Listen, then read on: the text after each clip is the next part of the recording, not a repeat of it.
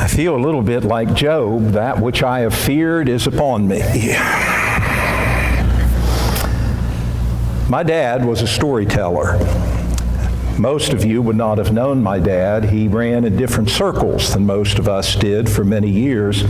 In fact, when he passed a few years ago, a friend of mine elbowed the funeral director and said, "You need to take a close look at this audience." And the funeral director said, "Well, why is that, Steve?" And he says, "Because you can have 1,000,000 funerals and you'll never again see this many preachers at a bartender's funeral." But my dad was a storyteller. He wasn't a joke teller, but he was a storyteller, and my brothers and I and our sisters kind of inherited that from him. And my dad always said the best stories are true stories. So I want to tell you one about my dad, and I kind of do that to set the scene for tonight. I was taking my dad to Fairmont, West Virginia, to see a new Western that had come out, and he asked me if it would be okay to stop by the Hills department store on the way. And I said, "Well, certainly, Dad." So we pulled into the parking lot, we got out of the vehicle, went in, and Hills had these big, wide hallways before you would actually go into the store, and there was a bank of gum machines over in one corner. And I went over and put a coin in the machine and cranked it and got a piece of gum, and just as I was putting it in my mouth, my dad said, "What do you got?" And I said, "Well, it's a piece of bubble gum." He said, "Where'd you get that?" And I showed him, and he went over and put a coin in the machine and cranked it and got his ball, and he came over and we started down the hall, and he put it in his mouth and he went, "What in the world?" And he pulled it out of his mouth and threw it on the floor, and it bounced all the way to the ceiling. Now that's a true story. He had put his quarter in the wrong machine, and he got a rubber ball instead of a bubblegum ball. Now I'm telling you that to tell you this. I appreciate very, very much being asked to participate in this lectureship.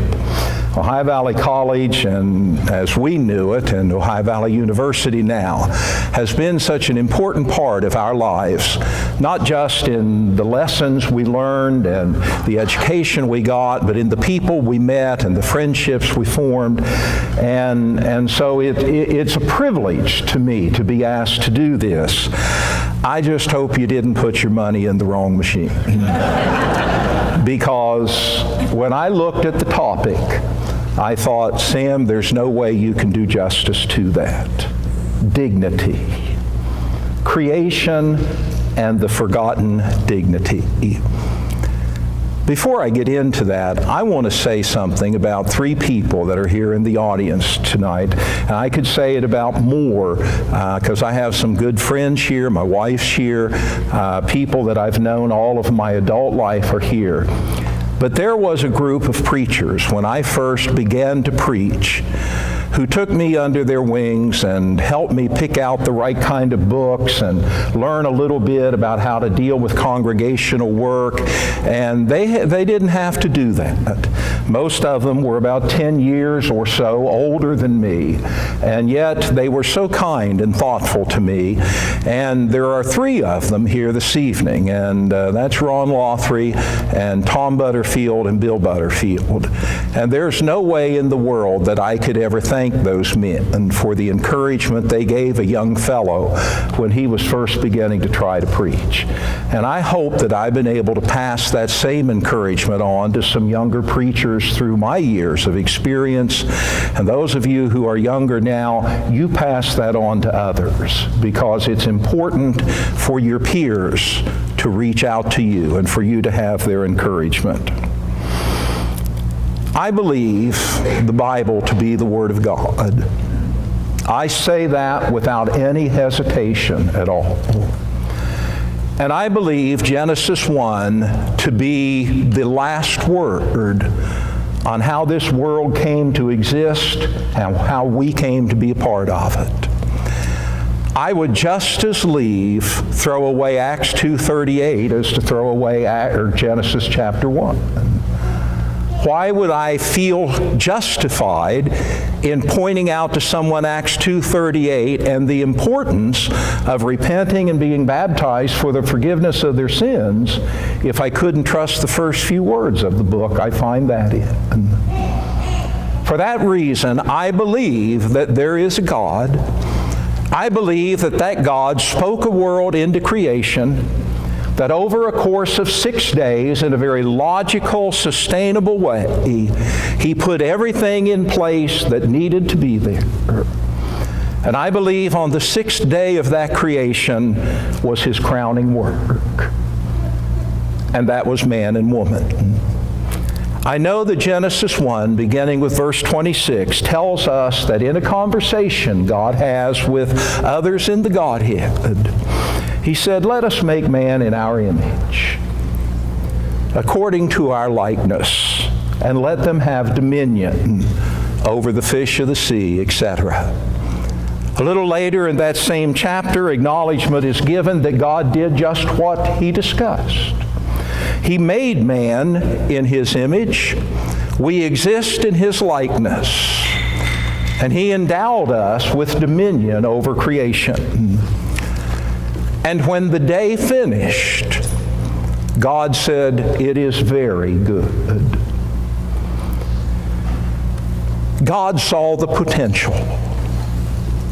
He saw what you and I could be. Our own image. We may not ever fully understand this side of heaven, all that that means. But we know, at least in part, that there is something about us that differs from the rest of creation. And doesn't just differ, but differs in a higher and a better sense. We were endowed with a certain something that made us stand out among all created things. There was within man something that God gave him that made him superior to all else that was made. All other things existed by the Word of God. Humanity existed by His breath. All other things would serve the needs of mankind, while man would steward over all other things. We would bear the stamp of God's own image within ourselves. And at the very least, that means that God allows us a mind to think with, emotions to feel with, and a will to make decisions with. It is a spiritual quality that allowed us, unlike anything else God made, to walk as Enoch did with God, to maintain a conscious fellowship with Him. For lack of a better word, and perhaps there is no better word, I call that dignity. God gave us a quality that we would refer to as dignity. Dignity speaks to that which can be esteemed or honored. It involves a sense of the seriousness of one's words and actions and appearance. It means that we have the potential to care enough to reflect that care in our behavior and our values. God knew from the moment He breathed into our nostrils the breath of life that the potential for something sacred was there. The potential for something far beyond anything else He had spoken into creation. And had it not been for sin, what a beautiful world it would have been. A world ruled by dignity. A world where the image of God reigned supreme. Peter said in 2 Peter 1 and verse 4 that it is within the reach of man to have divine propensities or the divine nature. Had it not been for sin, from Eden to now, people could have been walking, talking portraits of God. wrote in 2 Corinthians 3 and verse 18 that were it not for sin, we could have seen Jesus looking back at us simply by looking in a mirror and beholding ourselves being transformed by dignity, by God's image into the glory of our Lord. But sin marred the image. It debased the dignity. And life since Eden has been, to our regret, a tale of forgotten dignity. Forgotten doesn't just mean things you forget as you get older. It can refer to just simply ceasing from doing something. It can mean to treat with inattention or disregard, or to disregard intentionally. When sin entered into the lives of humanity, little by little, man began to choose to forget God. Man began to lose sight of what God had placed within him. And by the time of Noah, dignity was on the verge of extinction. And it should come as no surprise that so was mankind. And the rest of the biblical narrative is about God's effort to restore to us the dignity He created us with, to get us to recapture and reevaluate the dignity, the image of God, the likeness of God that we cast away and forgot. Through both Old Testament and New Testament times, He provided us tools to help us accomplish that. In Old Testament times, He provided a law which a very brief perusal of will allow us to understand was designed to create a deep and abiding respect for and obedience to God, which in turn would be reflected in the way we treated one another. That law spoke in its first 4 or 5 commandments of God, and that there were to be no other gods before Him in our hearts, that we were not to make graven images trying to portray God by our own concepts. We were not to use His name flippantly or in vain, nor were we to forget to honor the Sabbath day in memory of what He created and the rescue He brought to Abraham's descendants in the Exodus. Having established the importance of respecting God, God then used the rest of those commandments to remind us that when you properly respect God, you are going to properly respect those who bear the image of God, or your fellow man. So He said, honor your fathers and mothers. Don't murder. Don't commit adultery. Don't steal. Don't bear false witness. Don't covet what belongs to others. Enjoy a dignified life. Respect God. Respect the image of God that is within you. And respect the image of God that's within others.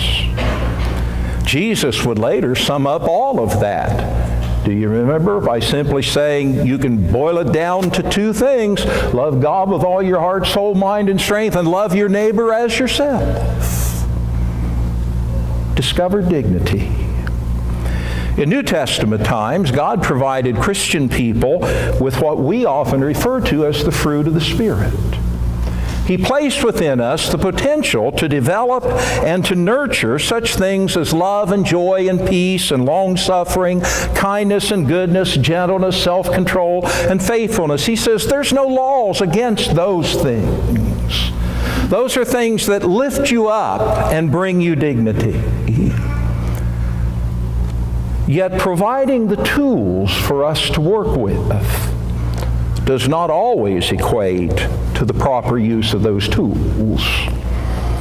And unfortunately, though God gave us everything we needed to rebuild dignity, to nurture His image within us, far far too often we failed to employ them, and the image eluded us.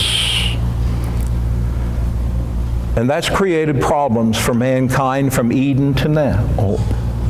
When we forget who we are, when we forget what we are to be, we may react in a variety of ways. Now, ideally, when any of us forget who we are or what we are to be, we may feel guilt and a measure of shame, and that causes us either to give up or, better still, to seek God again and to try to find what we lost, to try to restore our dignity. But unfortunately, not too many choose the ideal. So some try to rename and reevaluate the symptoms of forgotten dignity.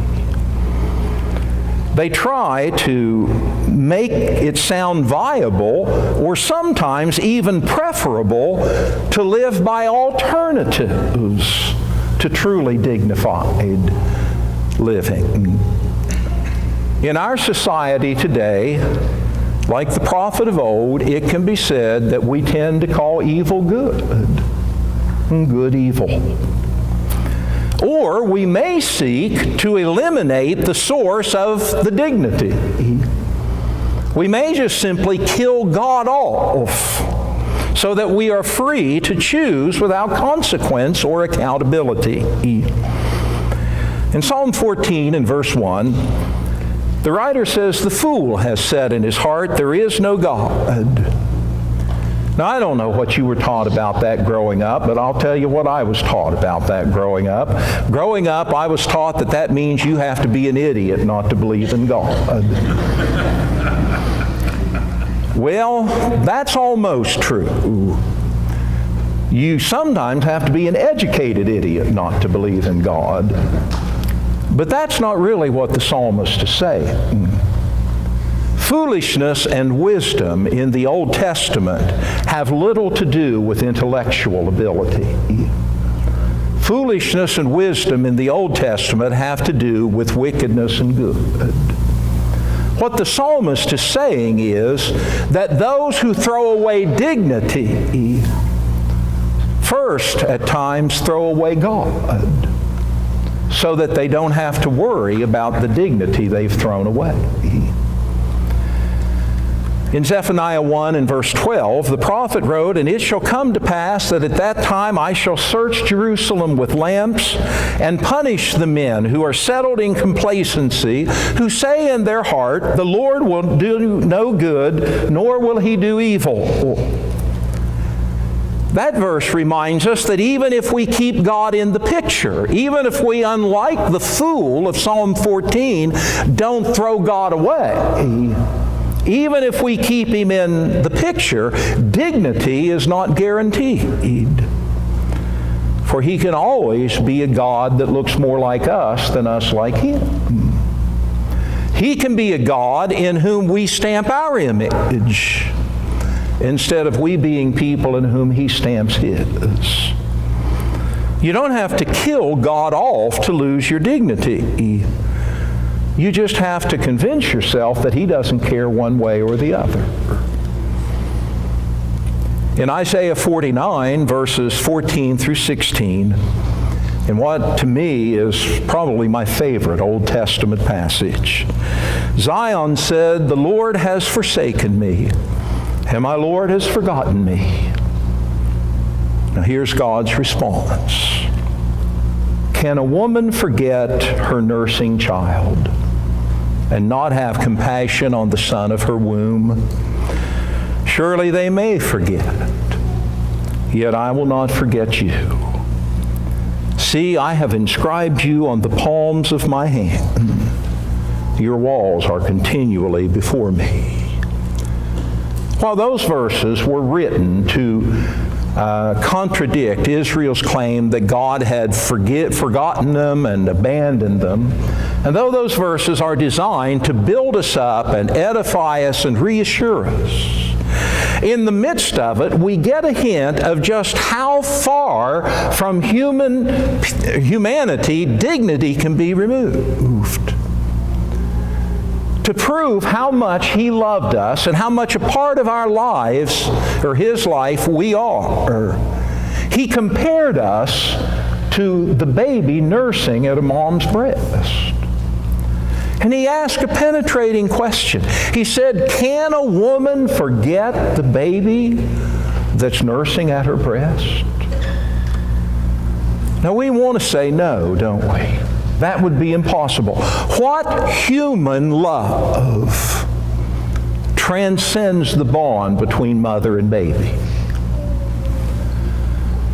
But if you get your TV news from Columbus, you'll understand it when God says, yes, she may forget it. Mankind threw dignity away so far from his practical, everyday living that mothers even could forget their babies. God said, I won't forget you. Divine love is superior to human love, even the strongest of human love. But the fact of the matter is that when sin clouds the image of God within us, we become capable of virtually anything because we forget dignity. In Romans chapter 1 and verse 18, Paul reflects upon the fact that time is coming when God's wrath is going to be poured out against all of the unrighteousness and ungodliness in this world. He then talks about the fact that society in the first century, especially in a Gentile environment, had gotten to the point that it favored immorality to morality. That darkness became preferable to light. Mark it down.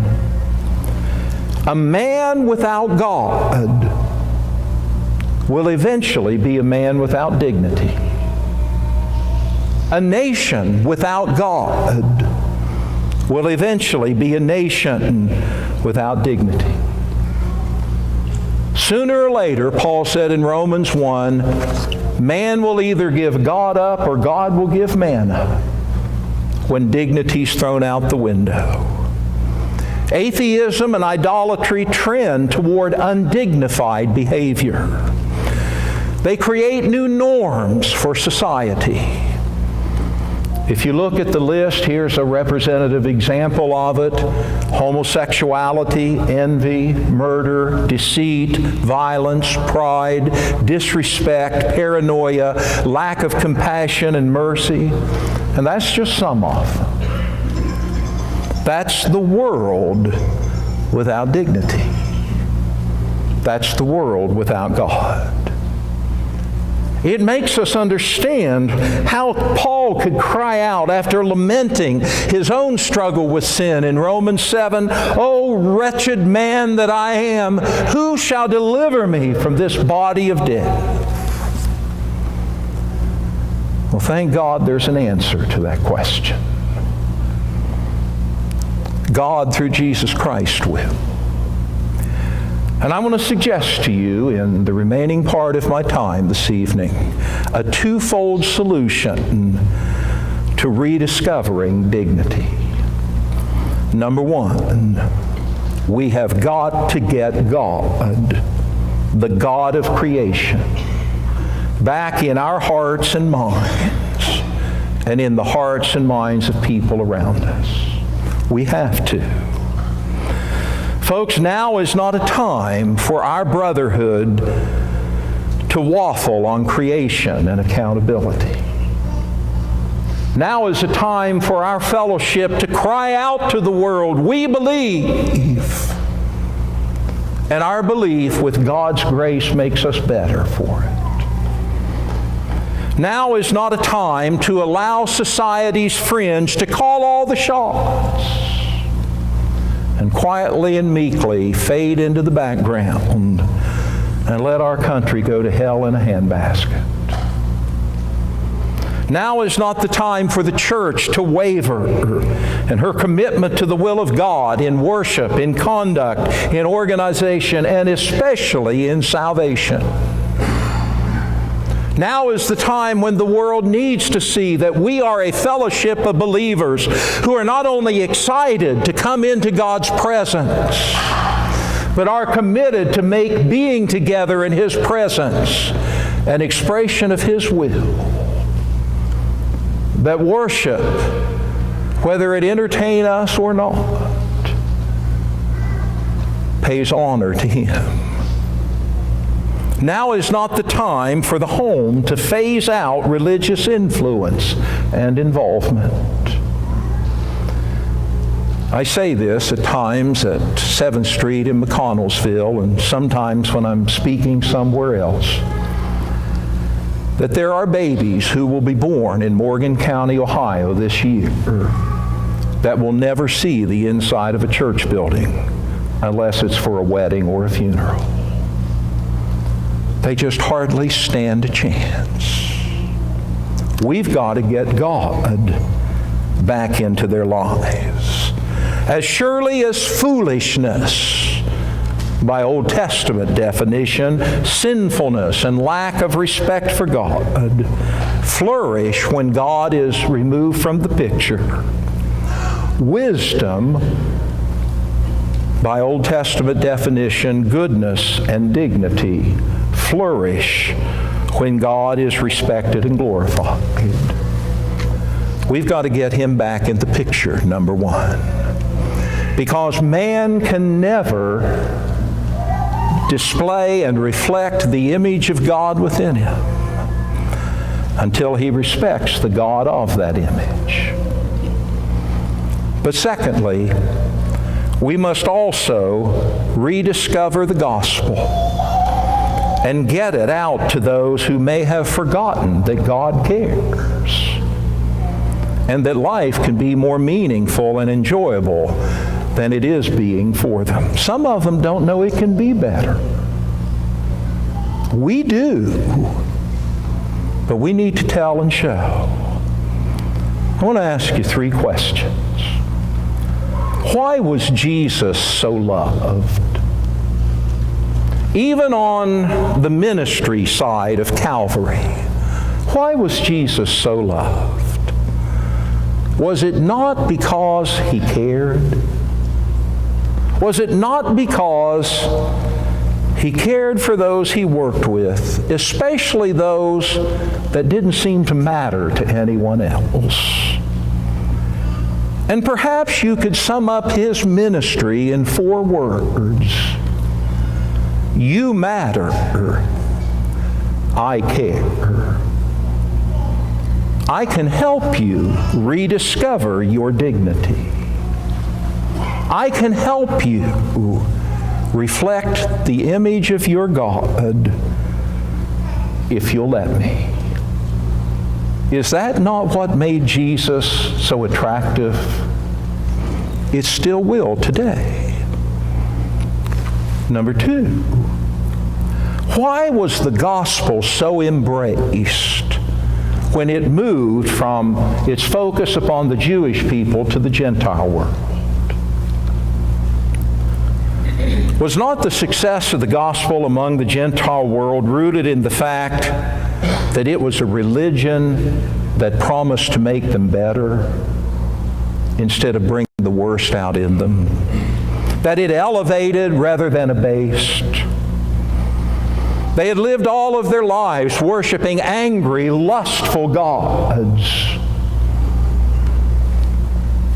And now here comes Paul and Peter and a ragtag bunch of slaves and disciples saying, let us tell you about God.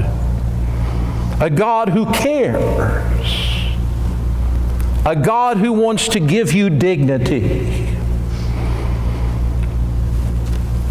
A message that appealed to the God within them rather than the godlessness that surrounded them.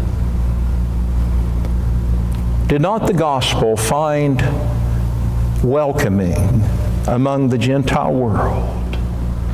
because it offered to make them better again. And thirdly, why was Christianity able to flourish so quickly and so thoroughly from the 4th century to the 5th century? Could it not be that as Roman oppression and persecution began to fade into the background, soldiers and politicians and government officials, neighbors and friends who had watched Christians bear with faith and dignity the indignities and suffering they were put through, say, I don't know what they've got, but I want some of it. That Christians showed such dignity in the face of all that they were put through that others said, that's better than what we've got. Someone has put it, our early brethren outthought, outlived, and outdied their enemies. They outthought them in the sense that nothing in paganism could match the reasoning and logic of the gospel. They outlived them in the sense that they lived with dignity, godliness, righteousness, and a calm serenity in the face of persecution and turmoil. And they outdied them because true Christians would not renounce Christ and bow before Caesar, no matter what you threatened them with. Their faith, their dignity came first. Maybe it's time that we start getting God back into life where He can be respected, identified with, and reflected through us to others. And maybe it's time that we get back to the gospel of you matter and God cares. There's nothing more sad than to see potential wasted. There's nothing that must hurt God more than to have watched what was to have been the crowning moment of all creation be abandoned as basic dignity was forgotten and cast away. I want to close with what I consider to be the greatest hymn you'll never find in one of our songbooks. And I don't know that I'll remember every word to it just right. But I want you to listen closely to it. Among the local women, there will be a slack and cheating. Because among the local taverns, there will be a slack in business because Jesse's drinking came before the groceries and the rent. And among the local women, there will be a slack in cheating because Jesse won't be stepping out again. The scars on Jesse's knuckles were more than just respected. The county courthouse records tell all there is to tell. The pockets of the gamblers will soon miss Jesse's money. And the black eye of the law will soon be well. For now, Nancy Taylor can proudly speak to neighbors and talk about how Jesse's taken up with little Jim. Yeah, Jimmy's got a daddy. Jesse's got a family. And Franklin County's got him one more man. For they baptized Jesse Taylor in Cedar Creek last Sunday. Jesus gained a soul. Satan lost a good right arm. And they all cried hallelujah when Jesse's head went under. Because this time, he went under for the Lord. Most of us have done that. If we have not been, now is the time to start reflecting the dignity of His image within us. Thank you for listening. You've been a good audience. And let's make a difference, person by person, because dignity has been forgotten too long.